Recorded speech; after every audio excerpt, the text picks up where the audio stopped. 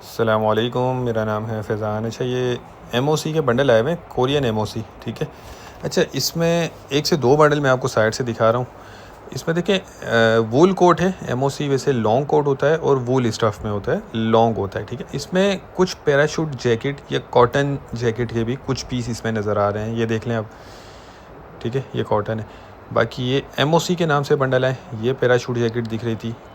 अच्छा, इस बंडल में देख लें, ये पैराशूट जैकेट दिख रही है।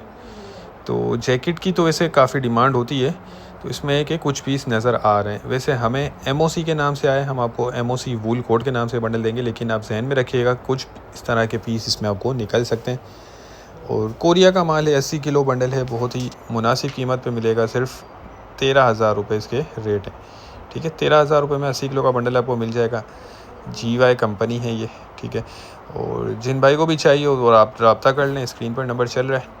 कम से कम एक बंडल इसमें आपको ऑर्डर करना होगा।